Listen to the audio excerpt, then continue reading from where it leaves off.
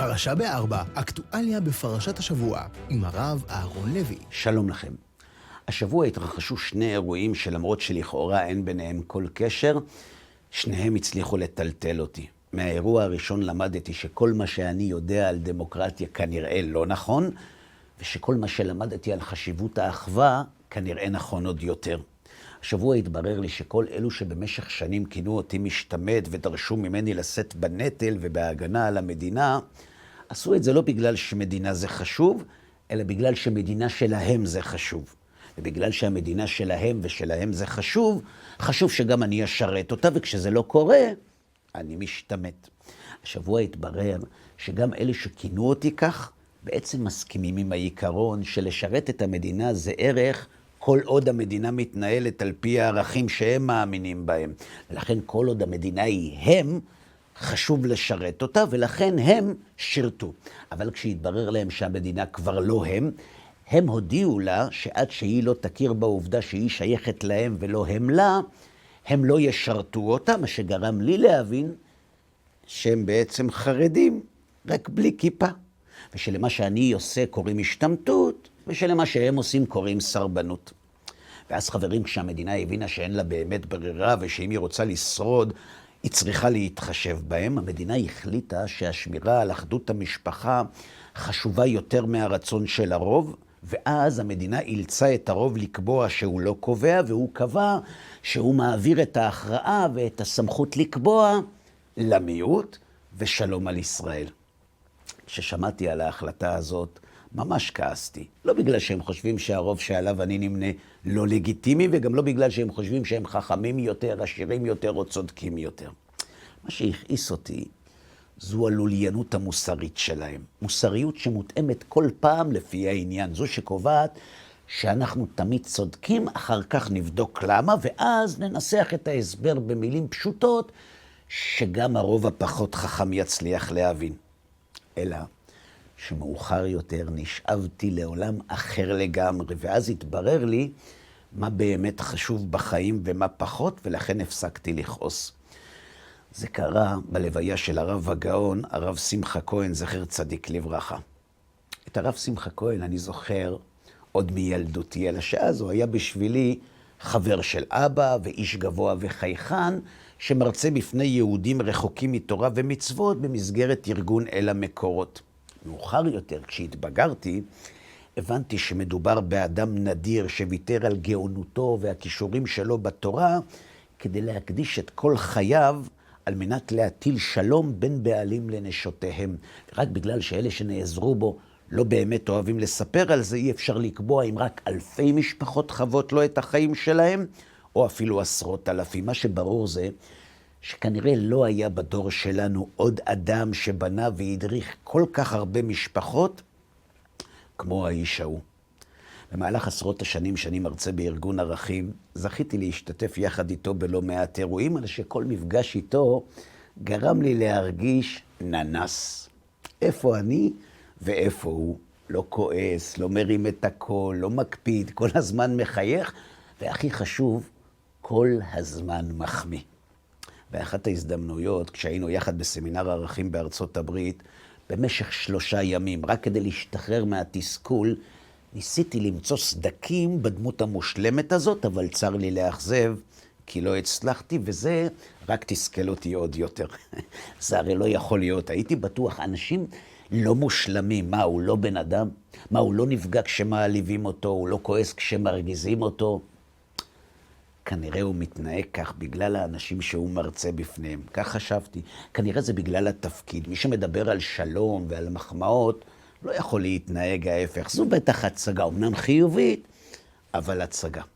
בדרך לארץ החלטתי לפתור את החידה שישבה לידי במטוס, ופניתי אליו בצורה הכי ישירה והכי לא מנומסת. הייתי חייב להרגיז אותו רק כדי להשתחרר מתחושת הקטנות שדבקה בי כשישבתי לידו. תגיד הרב, שאלתי אותו, אתה באמת כמו שאתה נראה, או שזו רק הצגה? איך אתה יכול לשחק כל כך הרבה זמן? אני עוקב אחריך כבר כמה ימים. מה, אף אחד לא מרגיז אותך?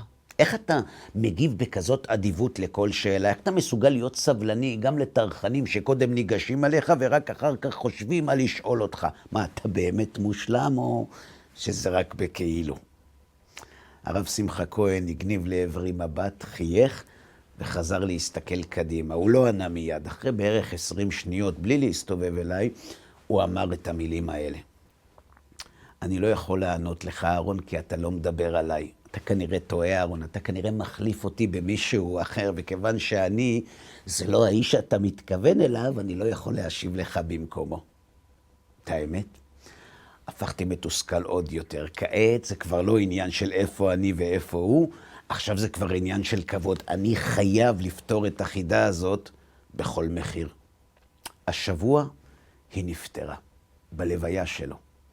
באחד מלילי ערב פסח, במהלך הסדר והניקיונות, כך סיפר הבן שלו בלוויה, ביקש הרב שמחה כהן מהבן שלו שיתלווה אליו כדי לקחת למתקן הגניזה שליד בית הכנסת דפים שיש בהם קדושה כדי להניח בתוכו. כשהם פנו לשוב הביתה, פתאום הרב שמחה מבחין באדם לא מוכר שעומד ליד לוח המודעות ומדביק מודעות שאלו שהוא עובד אצלם חושבים שאנחנו צריכים לקרוא בערב פסח. תגיד, פונה אל הרב שמחה בפנים מהירות, זה אתה האיש שמדביק פה את המודעות כל פעם? כן, זה אני אתגונן האיש, למה יש בעיה, אני לא מלכלך, אני לא מרעיש, זו עבודה שלי, מה מפריע לך? מאוד מפריע, אמר לו הרב שמחה, טוב שאני פוגש אותך, המון זמן חיפשתי אותך. כל פעם שאני עובר ליד הלוח וקורא את המודעות שהדבקת, אני שואל את עצמי, מי זה המומחה שהדביק אותם? תמיד ישרות, אף אחד לא מכסה את השנייה, כל מודעה נותנת כבוד למודעה שלידה, פשוט אומנות, כל כך נעים לקרוא את המודעות שאתה מדביק, שאמרתי לעצמי, אני חייב לפגוש את הבן אדם שתולה אותם, רק כדי להכיר אותו ולהודות לו, וכעת שגיליתי שאתה זה שאחראי לכל היופי הזה, שאני לא אפנה אליך. האיש היה מופתע, אף פעם לא פנו אליו, תמיד רק התלוננו, ואז כשהוא הבין שמדובר במחמאה, התפשט חיוך ענק על הפנים שלו, סוף סוף מישהו יודע שהוא קיים, סוף סוף מישהו מחמיא לו.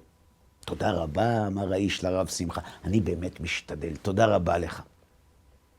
תגיד אבא, אמר לו הבן שלו בדרך הביתה, מה זה היה צריך להיות? הרי אתה מעולם לא עצרת ליד לוח המודעות כדי לקרוא אותם. למה אתה סתם אומר? זו לא חנפנות? חנפנות? שאל אותו הרב שמחה, ממש לא. חנפנות זה כשאתה מחמיא למישהו למרות שאתה חושב ההפך, רק כדי להרוויח ממנו משהו, ואת האיש הזה אני הרי לא מכיר, ולכן הוא גם לא יכול לתת לי שום דבר. בסדר, אמר לו הבן, אז למה אמרת לו שאתה נהנה מהמודעות שלו למרות שלא קראת אותם? פשוט מאוד, אמר לו הרב שמחה. ניסית לחשוב מה עובר על האיש הזה. הוא הרי עובד בשעות שכולם ישנים. שאלת את עצמך למה? או בגלל שהוא מתבייש שזה המקצוע שלו, או בגלל שהוא כל כך זקוק לכסף שהוא מוותר על השינה רק כדי להרוויח אותו. בכל מקרה, את העבודה הזאת בני, הוא עושה כבר שנים. שאלת את עצמך, האם אי פעם מישהו הודע לו על מה שהוא עושה? אתה יודע מה זה להסתובב בעולם כל כך הרבה שנים בלי שאף אחד יחמיא לך? ראית את ההלם שהוא היה שרוי בו? זה רק מראה לך כמה הוא חיכה למחמאה הזאת. אתה יודע כמה הוא מאושר עכשיו? אתה יודע, בני, מה זה להפוך אדם קשה יום לאיש מאושר? אז מה אם אני לא קורא את המודעות שלו? תראה איך הוא מאושר. כשהבן של הרב שמחה סיים לספר בלוויה את הסיפור הזה, נפטרה לי החידה. חשבתם פעם למה לנו זה לא קורה? למה אנחנו לא כאלה? הרי זה באמת לא קשה להחמיא למדביק מודעות או לכל בעל מלאכה שאנחנו נתקלים בו. אז למה באמת אנחנו לא נוהגים כמו הרב שמחה? בגלל המניע. כדי להחמיא למדביק מודעות באחד בלילה חברים, יש צורך בכמה כישורים הכרחיים. א', להיות ערני לסביבה ולחפש בה אנשים שקופים שאף אחד לא רואה אותם, וזה לא פשוט, שהרי הם שקופים, ואנשים שקופים קשה מאוד לראות. דבר שני, צריך לזהות מה הם מרגישים ומה עובר להם בראש, וזה לא פחות קשה, כי כדי לדעת מה מרגיש אדם, צריך לחוות אותו. לאנשים שמעולם לא היו שקופים, כמעט בלתי אפשרי לחוות את מה שחווים אנשים שקופים. ודבר שלישי, שהוא הכרחי לא פחות מהשניים הקודמים, זה לרצות לעשות טוב לאחרים, לרצות לשמח אותם, לרצות להפוך אנשים קשי יום לאנשים מאושרים. שהרי גם אנחנו שמחים לעשות אחרים מאושרים כשמזדמן לנו, אבל לחפש אותם, בשביל זה צריך ממש לרצות, בשביל זה צריך להיות הרב שמחה כהן. למה הרב שמחה כהן רצה ואנחנו פחות? על זה עונה התורה בפרשת השבוע.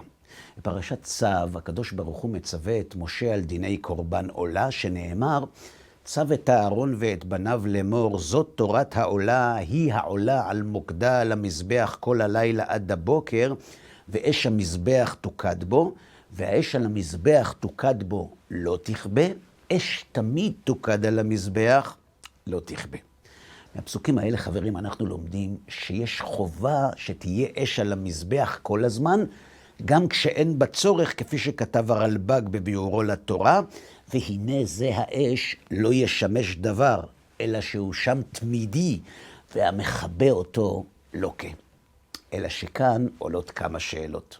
א', למה נאמר פעמיים לא תכבה? מה, לא מספיק בציווי הראשון כדי לדעת שאסור שתכבה האש על המזבח? שאלה נוספת, לשם מה יש צורך באש תמיד, גם כשאין בצורך, עד כדי כך שמי שמכבה אותה לוקה? והתשובה פשוטה. חז"ל מלמדים שלכלים שהיו במשכן היו שני תפקידים. מצד אחד הם נועדו לשמש לעבודת המשכן, אבל הם גם שימשו סמלים לעבודה הרוחנית של האדם. וכך גם המזבח, וזה מה שאמר רבי אלעזר בתלמוד, כל המגרש אשתו מזבח מוריד עליו דמעות. למה דווקא המזבח? כי המזבח הוא סמל האהבה. כי המזבח מלמד את האדם שהדרך לאחד בין רצונות שונים עוברת בזביחת הרצון ובהקרבה שלו למען הנאהב. ולכן כשאדם מגרש את אשתו המזבח בוכה כי הוא מרגיש מיותר, כי הוא מרגיש שהאדם לא למד ממנו איך אוהבים.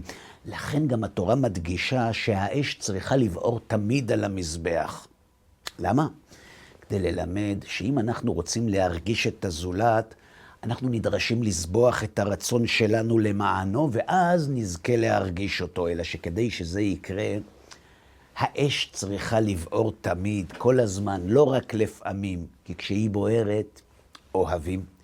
וכשאוהבים, הרצון העצמי מצטמק. וכשהוא מצטמק, רואים פתאום את הרצונות של האחרים, גם אם הם שקופים. וכשרואים, מרגישים. וכשמרגישים, מחמיאים גם באחת בלילה למדביק מודעות אלמוני. כך פותרת התורה את החידה ששמה הרב שמחה כהן, זכר צדיק לברכה. היא מלמדת שאנשים שמקריבים את הרצון שלהם כדי לעשות את רצון השם, זוכים לאהוב את השם, וכשהם אוהבים אותו, הם אוהבים את הילדים שלו, וכשהם אוהבים את הילדים שלו, הם מרגישים אותם, וכשהם מרגישים, אפילו מים רבים לא יוכלו לכבות את האהבה שאהב הרב שמחה כהן את הקדוש ברוך הוא ואת הילדים שלו. כל כך אהב שלמענם הוא זבח גם את הכישורים וגם את הגאונות שלו בתורה, רק כדי להטיל שלום ביניהם. ובגלל שמהרב שמחה כהן למדתי שהאהבה חשובה יותר מהצדק ושהשלום חשוב יותר מהדין, ברור לי ששימור האחווה בין הילדים השונים של הקדוש ברוך הוא חשוב מהצדק והיושר, ולכן לא כעסתי כששמעתי שרוב הילדים של הקדוש ברוך הוא ביטלו את הרצון שלהם בפני מיעוט הילדים שלו. למה? כי גם אם המיעוט לא צודק ולא ישר, איזה אבא שמח כשהילדים שלו רבים? ויהי רצון שהדברים יעמדו לעילוי נשמת הרב שמחה בן הרב דוב, זכר צדיק לברכה. שבת שלום. פרשה ב4, אקטואליה בפרשת השבוע, עם הרב אהרון לוי.